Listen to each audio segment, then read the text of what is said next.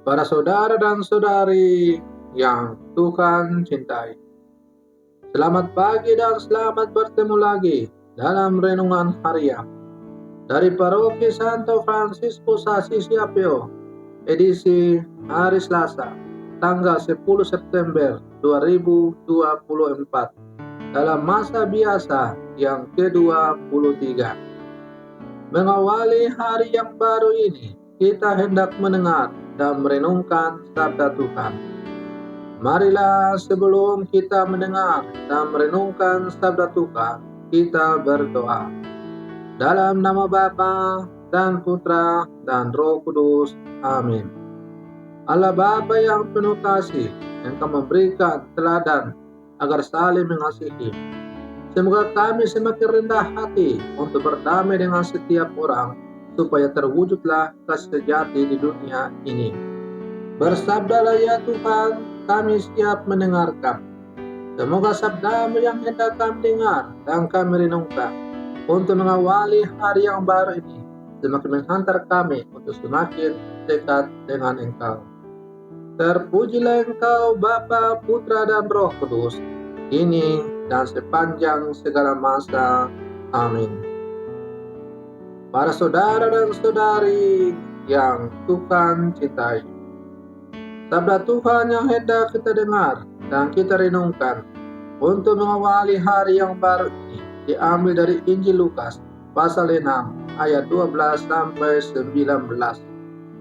Tuhan bersamamu. Inilah Injil suci menurut Lukas. Sekali peristiwa, Yesus mendaki sebuah bukit untuk berdoa. Semalam-malaman ia berdoa kepada Allah.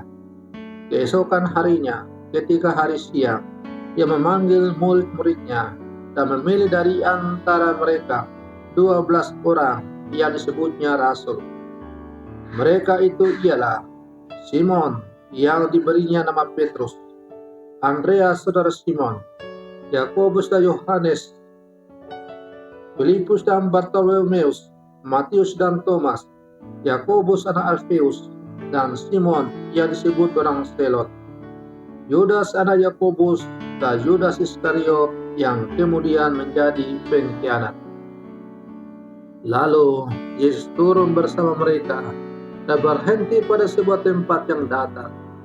Di situ berkumpul sejumlah besar murid-muridnya dan banyak orang lain yang datang dari seluruh Yudea dan dari Yerusalem dan dari pantai Tirus dan Sidon. Mereka datang untuk mendengarkan Dia dan untuk disembuhkan dari penyakit mereka. Juga mereka yang kerasukan roh-roh jahat mendapat kesembuhan. Dan orang banyak itu berusaha menjamah Dia, sebab daripadanya keluar suatu kuasa dan semua orang itu disembuhkannya. Demikianlah sabda Tuhan. Para saudara dan saudari yang Tuhan cintai, dengan pembaptisan selain diangkat sebagai anak Allah, kita juga dipanggil oleh Allah untuk menjadi murid dan utusan Yesus. Sama seperti para rasul dahulu, kita pun diajak menjadi rasul saat ini. Ketika Yesus memulai misinya, Ia memilih 12 orang untuk menjadi sahabat dan rasulnya. Dalam pemilihan ke-12 rasul itu, kita melihat sesuatu yang khas dalam cara Tuhan bekerja. Apa itu? Yesus memilih orang-orang yang biasa dan sederhana. Mereka bukanlah orang-orang yang profesional dengan tingkat intelektual yang tinggi. Mereka juga tidak memiliki kekayaan berlimpah atau jabatan yang penuh kuasa. Mereka dipilih dari orang-orang yang biasa yang melakukan hal-hal biasa. Para saudara dan saudari yang Tuhan cintai, apa yang dikehendaki Yesus adalah bahwa orang-orang biasa ini dapat menerima tugas darinya dan melakukannya dengan sangat baik.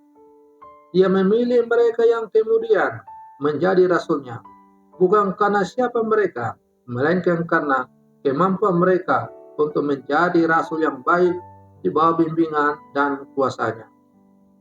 Ketika Tuhan memanggil kita untuk melayani, kita tidak boleh menolaknya. Hanya karena kita berpikir bahwa kita memiliki sedikit atau bahkan tidak memiliki apa-apa yang bisa kita berikan untuk pekerjaan dalam kerajaan Allah. Tuhan mengambil apa yang dapat dipersembahkan oleh orang-orang biasa seperti kita dan menggunakannya untuk kebesaran kerajaannya. Pertanyaannya sekarang untuk kita, apakah kita mau membuat hidup kita sebagai persembahan kepada Allah dan mengizinkan Dia untuk menggunakan diri kita sesuai dengan kehendak-Nya? Para saudara dan saudari yang Tuhan cintai, melalui peristiwa pemanggilan 12 orang rasul oleh Yesus, sebagaimana kita dengar dalam bacaan Injil hari ini, ada dua hal yang dapat kita renungkan. Pertama, para murid adalah orang yang didoakan oleh Yesus, bukan hanya saat Ia hendak memilih mereka, tetapi di kesempatan lain Ia juga berdoa secara khusus untuk murid-muridnya. Kita percaya bahwa hal itu tidak hanya berlaku bagi murid-murid yang satu Ia pilih. Doanya juga berlaku dan terus menyertai kita semua murid-muridnya yang Ia pilih. Yang kedua, Yesus memberi kita teladan pribadi. Ia mengakarkan dirinya pada yang ilahi. Santo Paulus mengingatkan kita untuk selalu berakar dalam Dia dan dibangun di atas Dia. Di antara setiap peristiwa hidup, dalam suka dan duka, kecemasan dan harapan, kelelahan dan gairah, keberhasilan dan kegagalan, kita perlu selalu mengakarkan, menyerahkan, dan membangun semuanya pada Dia. Perjalanan Yesus bersama para murid sebagaimana dikisahkan dalam Injil tidak selalu penuh sukses, tetapi kisah perjalanan mereka selalu disertai Allah karena berakar di dalam Dia. Para saudara dan saudari yang Tuhan cintai, kita adalah murid-murid Yesus yang ada di zaman sekarang. Melalui sakramen baptis yang telah kita terima masing-masing, entah dibaptis ketika masih bayi ataupun sudah besar, intinya bahwa dengan menerima sakramen baptis, kita diangkat menjadi anak-anak Allah dan sekaligus dipanggil menjadi murid-muridnya.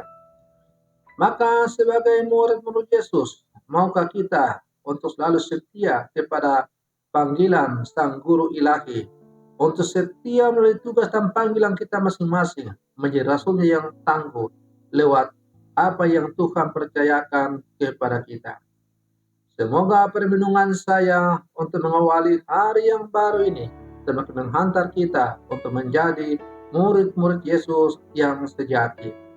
Selamat pagi, Tuhan Yesus memberkati.